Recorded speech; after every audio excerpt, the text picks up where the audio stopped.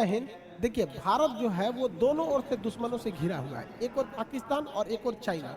China जो है वो हमारे ऊपर हमेशा निगरानी रख रहा है, उसके पास सर्विलांस के लिए बहुत बड़े बड़े शिप हैं। अभी नेवी के सर्विलांस में वो पूरे वर्ल्ड में सबसे आगे चल रहा है।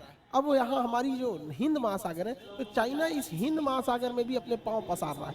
अब चाइना के पास भी बैलिस्टिक मिसाइल है, पाकिस्तान के पास भी है।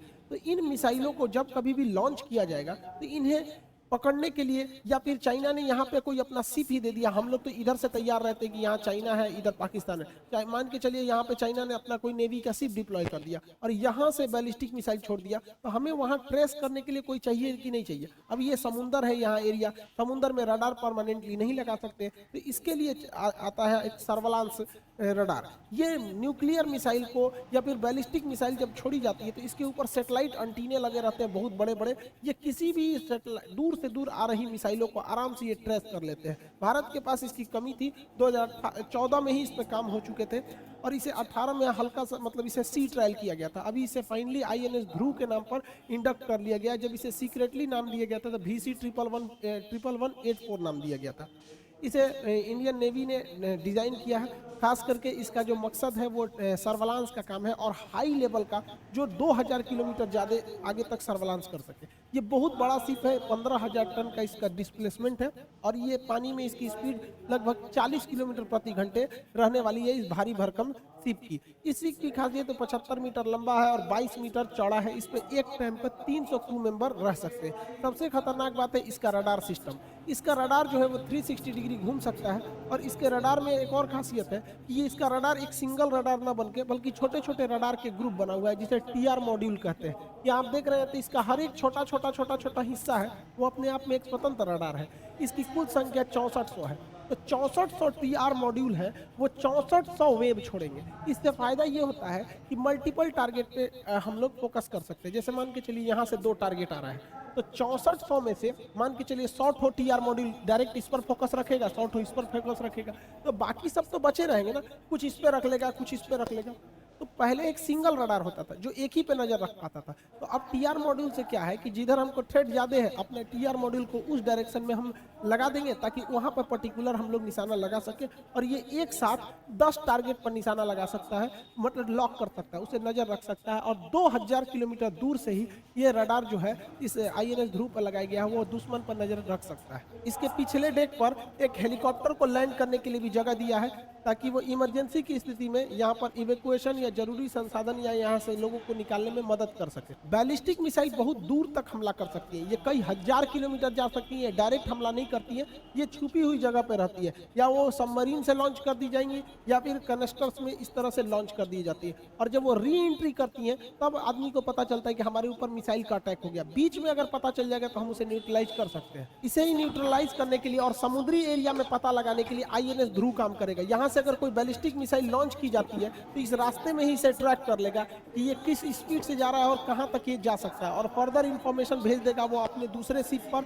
या वहां जहां हमारा एयर डिफेंस लगा हुआ है, और वो एयर डिफेंस इसे बीच रास्ते में ही न्यूट्रलाइज कर देगा। भारत बहुत ही तेजी से अपना रक्षा क्षेत्र में कदम बढ़ा रहा है। इसी को देखे होंगे तो भारत का जो डिफेंस बजट था इस बार, तो उसमें हम लोगों ने अपने डिफेंस इंपोर्ट में जो आयात करते हैं उसमें लगभग 33% की गिरावट देखे है। अब हम लोग का जो देखिए, हम लोग का जो इम्पोर्ट होता है वो बहुत ज़्यादा होता था। एक वक्त था जब दुनिया में हम टॉप पर थे, लेकिन अभी तो सऊदी अरब टॉप पर है, फिर आता है इंडिया, फिर मिस्र, ऑस्ट्रेलिया और चाइना आते हैं इंपोर्ट के मामले में। तो अब हम लोग भारत सरकार ने लगभग 150 ऐसे छोटे बड़े हथियारों का लिस्ट बनाया है जिसका हम इंपोर्ट नहीं करेंगे बल्कि भारत से ही उसे बनाएंगे, भारत की ही जो मेक इन इंडिया प्रोग्राम के तहत। और हम लोग एक्सपोर्ट पे भी ध्यान दे रहे हैं। तो एक्चुअली क्या है कि हम लोग इंपोर्ट को कम कर दिए ताकि हम स्वदेशी बना रहे हैं, इसलिए हम लोग का 33% गिरावट देखा गया। इसका मतलब ये नहीं है कि हम लोगों ने हथियारे नहीं लाए हैं या फिर सेना में कुछ छूट दे दिया गया या फिर उसमें ढिलाई बरती जा रही, ऐसा नहीं है, हम उसे बना रहे हैं। तो जब हम मेक इन इंडिया करेंगे तो इंपोर्ट घटेगा ही।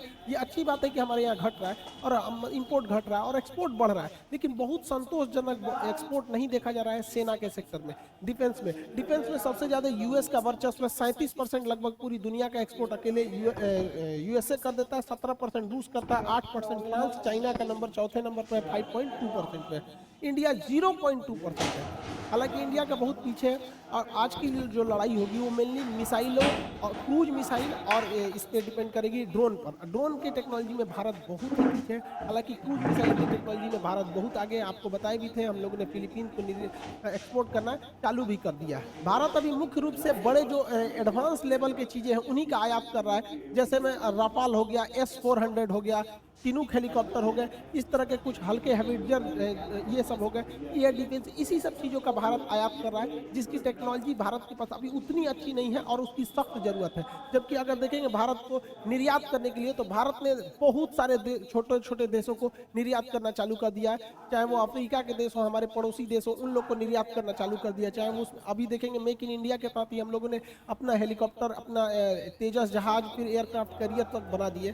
तो इन सब छोटे छोटे हथियारों को भारत बहुत ज़्यादा एक्सपोर्ट कर रहा है। इससे भारत में रोजगार भी बढ़ेगा और भारत को एक्सपोर्ट भी बनेगा। देखिए, ऐसा नहीं है कि एक मेन रोजगार के लिए जितना हथियार हम बनाएंगे ना, तो उसके बाद हमें उससे कुछ सीख मिलेगी, तो हमारी टेक्नोलॉजी खुद एडवांस होगी। अब हम बनाएंगे ही नहीं, सोचेंगे कि एक ही बार हम राफेल बनाएंगे, तो ऐसा नहीं है। देखिए, हम जब दीवार पे कांटी ठोकते हैं तो एक बार हथौड़ी मारते हैं तो कांटी नहीं जाता है, लगभग 8-10 बार मारना पड़ता है। तो इसका मतलब ये नहीं कि जो पहली, दूसरी, तीसरी बार आप हथौड़ी मारे थे उसका कोई वैल्यू नहीं है, उसका भी बराबर वैल्यू है उसमें यहाँ पे। लेकिन फाइनली सफलता अंतिम में मिलती है। तो फ्रांस ने जो राफेल बना लिया है, फर्स्ट टाइम में राफेल नहीं बना लिया था, उसकी भी बहुत सारी टेक्नोलॉजी फेल हुई थी। तो हम जितना ठोकर खाएंगे उतना ही हम समझेंगे कि आखिर इसमें क्या क्या टेक्नोलॉजी हो रही है। आत्मनिर्भर होना इतना ज़्यादा जरूरी है कि अभी देखेंगे जापान का म्यांमार के साथ बड़ा अच्छा रिलेशन था, लेकिन अभी म्यांमार में तख्ता पलट हुआ है। तो तख्ता पलट होने से पहले म्यांमार की सरकार जो आंग सान सू की थी, वो जापान से एक सैटेलाइट लॉन्च करने के लिए बोली थी। तो जापान ने उस सैटेलाइट को डायरेक्ट लॉन्च नहीं किया, बल्कि उसने इंटरनेशनल स्पेस स्टेशन पर इसे ले जाके लॉक किया और कहा कि भाई हम इसके बाद इसे जब एक उचित ऑर्बिट आएगा तो हम उसमें लॉन्च कर देंगे। तब तक इधर तख्ता पलट हो गया। तो जापान ने कह दिया कि भैया ये तो सेना से हमारा समझौता ही नहीं था, हमारा तो डेमोक्रेटिक गवर्नमेंट से समझौता था। अब जब सरकार आएगी तो हम ये सैटेलाइट लॉन्च करेंगे। अभी उसको यहीं पे बांध के रखा है, खूटा में जैसे भैंस बांधा जाता है, ये सैटेलाइट बांध के रख लिया। तो हम लोग तो अब अंतरिक्ष के मामले में आत्मनिर्भर है। तो ये बहुत भारत के लिए भी अच्छा है कि भाई भारत बहुत ज़्यादा सैटेलाइट को भी इजीली लॉन्च कर सकता है। तो आप देख सकते हैं कितना ज़्यादा ज़रूरत होती है आत्मनिर्भर बनने की, वरना युद्ध या विकट परिस्थिति के समय में कोई भी देश मना कर देगा। जैसे मान के चलिए हमारा फ्रांस से अगर रिलेशन खराब हो जाता है, तो क्या वो राफाल का पार्ट पुर्जा देगा? उसमें कोई सेंसर, रडार कुछ भी बिगड़ गया नहीं देता है। खैर हमारा रिलेशन अच्छा है, लेकिन अगर खुद से बनाते तो ज़्यादा बेटर रहा। अभी भारत के लिए बहुत अच्छी खबर है कि भारतीय नेवी ने अपना अंडरग्राउंड सबमरीन को रखने का व्यवस्था कर लिया है। ये आंध्र प्रदेश के विशाखापट्टनम के पास किया गया है। इस व्यवस्था के तहत जमीन के अंदर पहाड़ों को खोद कर एक गुफा बनाया जाएगा, उसमें इस पनडुब्बी को लेकर चले जाएंगे, तो पता ही नहीं चलेगा हमारी पनडुब्बी कहाँ है। तो इसके बारे में हम चर्चा करेंगे, क्योंकि भारत सरकार ने जब देखा था हमारी नेवी ने कि चीन की पनडुब्बी ऐसे इमेज में देखेंगे तो ऐसे आ रही है और अंदर कहीं घुस जाएगी, इसके अंदर बेस बनाया था, तो भारत सरकार को भी लगा था कि हमें भी बनाना चाहिए।